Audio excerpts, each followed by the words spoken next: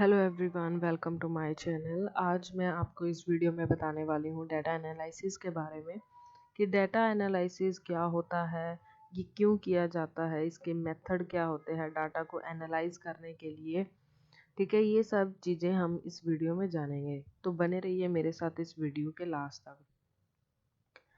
Data analysis शब्द का अर्थ है डाटा का विश्लेषण करना, यानी डाटा को परखना। ये डाटा किसी भी प्रकार का और किसी भी क्षेत्र से हो सकता है, जैसे कि मेडिकल डाटा, कंस्ट्रक्शन का डाटा या फिर किसी बड़ी संख्या या रिटेल का डाटा।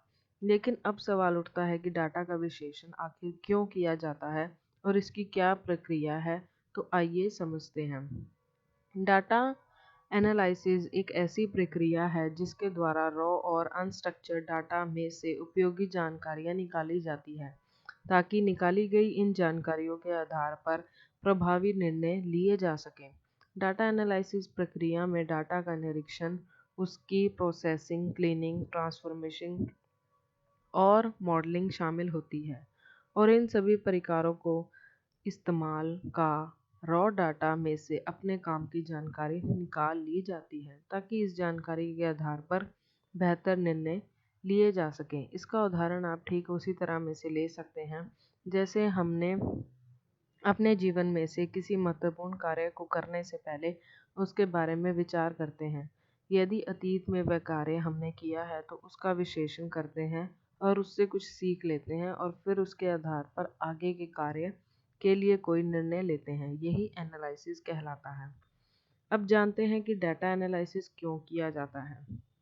डाटा एनालिसिस करने के पीछे का कारण सीधे तौर पर उपयोगी जानकारियाँ जुटाना है, ताकि जुटाई गई जानकारी के अनुसार आगे की प्रभावी रणनीति तैयार की जा सके और उपयुक्त कदम उठाए जा सके। डाटा एनालिसिस आज किसी भी बिजनेस का एक प्रमुख हिस्सा है, जहाँ पर बिजनेस के पीछे सारे डाटा साइंटिस्ट या डाटा एनालिसिस के द्वारा विश्लेषण किया जाता है। एनालिसिस का एक तथ्य प्रक्रिया के द्वारा डाटा को प्रोसेस किया जाता है, जिसके बाद बिजनेस से जुड़ी उपयोगी जानकारियाँ प्राप्त होती है, जिन्हें हम प्रोसेस्ड डाटा भी कहते हैं।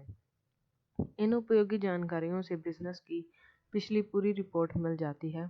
उदाहरण के तौर पर, जैसे बिजनेस को डेवलप करने के लिए क्या कदम उठाए गए हैं, उनसे बिजनेस को क्या फ़ायदा या नुकसान होगा, इत्यादि। और फिर इन्हीं आंकड़ों के अनुसार आगे उचित निर्णय लिए जाते हैं। अब हम जानेंगे कि मेथड ऑफ डाटा एनालिसिस, कि डाटा एनालिसिस के मेथड क्या होते हैं। किसी रॉ डाटा में से उपयोगी जानकारी निकालने के लिए डाटा एनालिसिस प्रोसेस का इस्तेमाल किया जाता है। यह एक प्रक्रिया है जिसका पालन करने के बाद ही एनालिसिस पूरी हो पाती है और उपयोगी जानकारी सामने निकल कर आती है। डाटा एनालिसिस के निम्नलिखित चरण होते हैं, जैसे कि डाटा रिक्वायरमेंट। ये डाटा एनालिसिस का सबसे पहला और मुख्य चरण है, जिसमें आपको अपनी ज़रूरत को समझना होता है, यानी किस प्रकार का डाटा एनालाइज आप चाहते हैं और इसके क्या परिणाम की इच्छा रखते हैं। इस चरण में आपके उद्देश्य आपकी डाटा एनालिसिस की ज़रूरत को समझना होता है, जैसे कि क्या, कैसे और क्यों, ताकि स्पष्टता रहे। Data collection.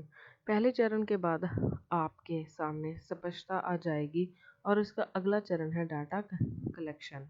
यह एक महत्वपूर्ण चरण होता है, क्योंकि इसमें सही डाटा क्षेत्रों के चुनाव पर ही एनालिसिस का परिणाम निर्भर करता है।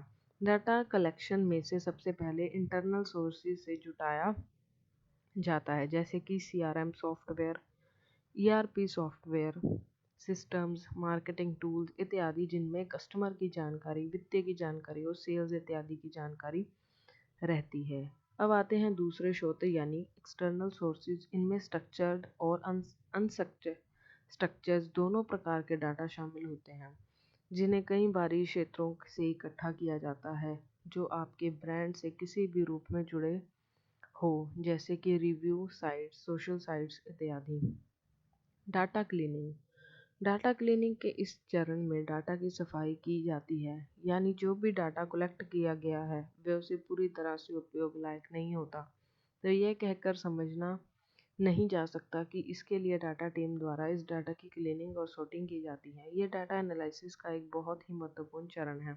इसकी क्लीनिंग से सही परिणाम प्राप्त करने के लिए डेवलप केसेस असंगत डाटा को इकट्ठा हटा दिया जाता है, यानी किसी भी प्रकार का एरर इससे हटा दिया जाता है। डाटा एनालिसिस, जब एक बार डाटा कलेक्ट प्रोसेस्ड और क्लीन हो जाता है तो वो एनालिसिस के लिए तैयार हो जाता है। डाटा एनालिसिस की विभिन्न तकनीक उपलब्ध है, जिसमें से आप कौन सी तकनीक का उपयोग करते हैं वह आपकी ज़रूरत पर निर्भर करता है। कम्युनिकेशन, ऊपर के सभी चरणों से गुजरने के बाद अंतिम चरण कम्युनिकेशन का है, यानी जो भी जानकारी एनालिसिस में निकल कर आई है उसी यूजर्स के ज़रूरत के अनुसार किसी भी रूप में प्रस्तुत किया जाए, जैसे कि टेबल्स या चार्ट्स के रूप में, जैसे कि यूजर्स को साफ साफ एनालिसिस का परिणाम या जानकारी दिखाई दे सके। अगर आपको वीडियो थोड़ी सी भी हेल्पफुल लगे तो आप इस वीडियो को लाइक शेयर एंड सब्सक्राइब करिए। Thank you everyone.